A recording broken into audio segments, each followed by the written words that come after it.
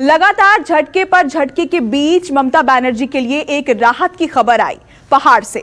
गोरखा जनमुक्ति मोर्चा बिमल गुरुंग गुट के नेता रोशन गिरी ने ममता बनर्जी को समर्थन देने का ऐलान किया है। इससे पहले गोरखालैंड में बढ़त के लिए बिमल गुरुंग के ही करीबी माने जाने वाले कल्याण देवान को बीजेपी ने दार्जिलिंग हिल्स का जिलाध्यक्ष बनाया था। ऐसे में सवाल उठ रहा है कि 2021 के बैटल ऑफ बंगाल में पहाड़ के लोगों का वोट किसे मिलेगा।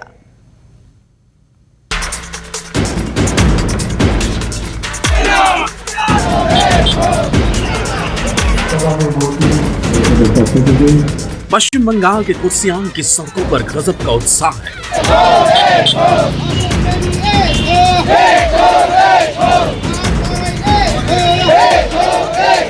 हाथों में झंडे लिए लोगों का हुजूम नारेबाजी कर रहा है।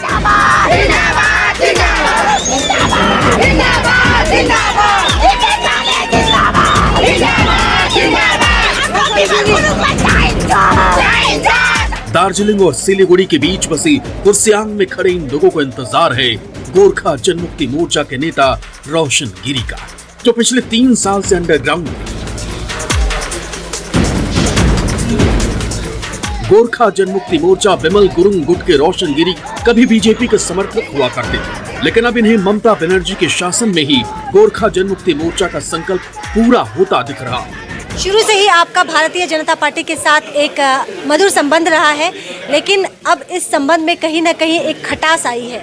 हम लोग लंबे समय से बीजेपी का साथ रहे, लेकिन कुछ नहीं किया तो हम लोग को भी अपना रणनीति अपना के हम लोग ने एक डिसीजन चेंज कर दिया। क्या रणनीति बनाया? वही कि ममता बनर्जी को सपोर्ट करेंगे, उनको 2 बार 3 बार हम लोग चीफ मिनिस्टर देखना चाहते हैं। बैटल ऑफ बंगाल से पहले रोशन गिरी का ऐलान जहां ममता बनर्जी के लिए बड़ी राहत लेकर आया, वहीं बीजेपी के लिए बड़े झटके से कम नहीं। गोरखा नेता बिमल गुरुंग, रोशन गिरी समेत कई नेता 2017 में हुए हिंसक आंदोलन के बाद अंडरग्राउंड हो गए थे। पश्चिम बंगाल पुलिस ने हिंसा की एक घटना के बाद इन नेताओं पर राजद्रोह समेत कई धाराओं में केस दर्ज किया था, लेकिन अब केस खारिज हो चुका। बदली फिजा में रोशन गिरी का आरोप है कि पिछले 11 साल तक वो बीजेपी के साथ रहे, लेकिन गोरखालैंड के लिए बीजेपी ने कुछ भी नहीं किया। अब पहाड़ पे क्या शांति लौटेगी? आप अपने साथ खुशियों के झोले में शांति लेके आए हैं पहाड़ को के लिए। देखिए, हम लोग शुरू से ही शांति चाहते थे, अभी भी शांत है पहाड़।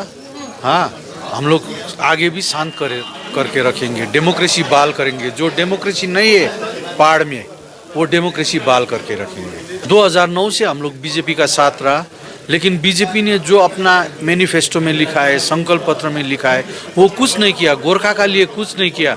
जो भी किया कांग्रेस का टाइम में हुआ है। गोरखालैंड में रोशन गिरी की लोकप्रियता का आलम ये है कि उनके स्वागत के लिए कुछ लोग अपना काम धंधा छोड़कर भी कुर्सियांग में रैली स्थल पर पहुंचे। कई वर्षों बाद रोशन गिरी पहाड़ पे उन्होंने वापसी की है। लोग खुश हैं, बेताब थे उनको देखने के लिए, उनके दीदार के लिए। चूँकि रोशन गिरी वापस आए हैं तो उनके स्वागत के लिए गोरखा जनमुक्ति मोर्चा के जितने भी समर्थक हैं अपने घरों में ताला बंद करके, अपने दुकानों पे ताला बंद करके उनके दीदार के लिए पहुंचे हैं। दरअसल हाल में गोरखा जनमुक्ति मोर्चा सुप्रीमो बिमल गुरुंग के करीबी माने जाने वाले कल्याण देवान को बीजेपी ने दार्जिलिंग हिल्स का जिलाध्यक्ष बनाया था। ऐसे में माना जा रहा था कि पश्चिम बंगाल के पहाड़ी इलाकों में बीजेपी की बढ़त हो गई, लेकिन रोशन गिरी के दांव से लगता है कि पहाड़ पर वोटों का बंटना तय है। दार्जिलिंग में 50% से ज्यादा आबादी गोरखाओं की। दार्जिलिंग में सुभाष घिसिंग और बिमल गुरुंग के नेतृत्व में अलग गोरखालैंड की मांग राष्ट्रीय मुद्दा बन चुकी है। गोरखा वोट फैक्टर पहाड़ और तराई की कम से 1 दर्जन सीटों पर असर करेगा। बीजेपी का इस इलाके में खासा असर माना जाता है, लेकिन 2021 की वोट बैंक की राजनीति में गोरखा जनमुक्ति मोर्चा से जुड़े नेताओं में 2 पार हो गया है। लेकिन सियासत में नए समीकरण बनते देर नहीं लगती। ऐसी ही एक तस्वीर दिखी सिलीगुड़ी में महात्मा गांधी की मूर्ति के अनावरण के मौके पर। 9 फीट लंबी महात्मा गांधी की इस प्रतिमा का अनावरण शहरी विकास मंत्री और कोलकाता नगर निगम के प्रशासक फिरहाद हकीम ने किया, जो टीएमसी से ताल्लुक रखते हैं। सिलीगुड़ी के मेयर अशोक भट्टाचार्य थे, जो सीपीआई-एम से।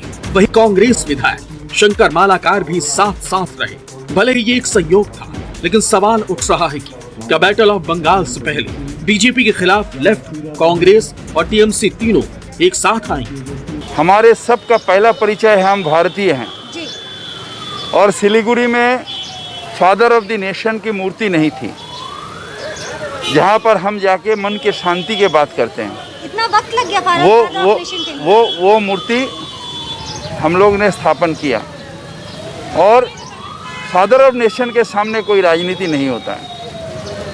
फादर ऑफ द नेशन देश की नेशन होता है। पश्चिम बंगाल चुनाव में अभी 4 से 5 महीने बाकी, लेकिन एक दूसरे का खेल बिगाड़ और अपना पाला मजबूत करने के लिए साम दाम दंड भेद हर दांव आजमाया जा रहा है।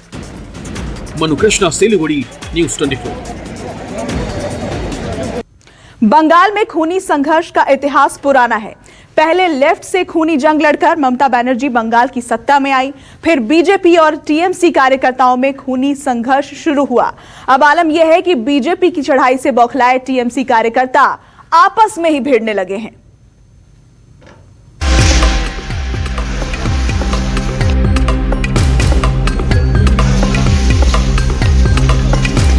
ये बम उस धमाके से पहले की आहट है जिसकी आशंका बंगाल के चुनावों में पहले से की जा रही थी। राख से उठता ये धुआं बंगाल के खूनी वोट चरित्र की धुंधली सच्चाई है। ये तस्वीर है बंगाल चुनाव से पहले की। चुनाव में अभी वक्त है, लेकिन अभी से ऐसी तस्वीरें आनी शुरू हो गई।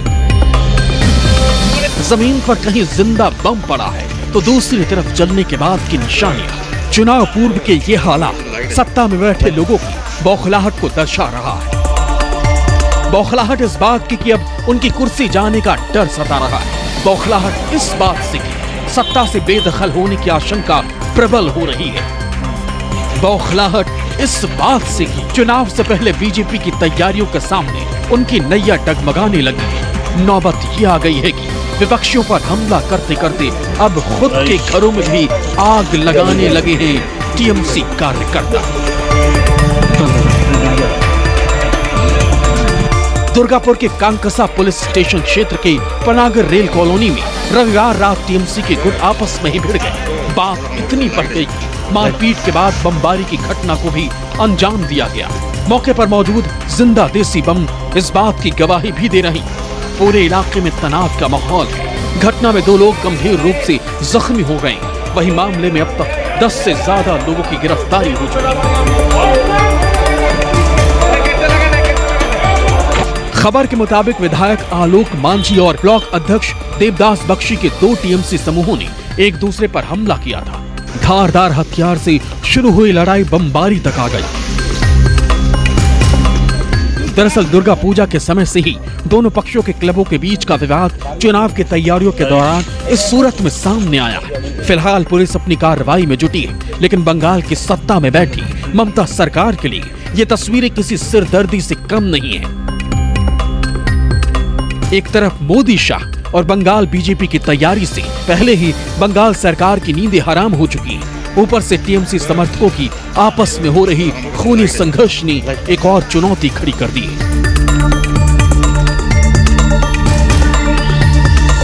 कोलकाता से अमरदेव पासवान के साथ ब्यूरो रिपोर्ट, न्यूज़ 24। नमस्कार, मैं हूं मानक गुप्ता।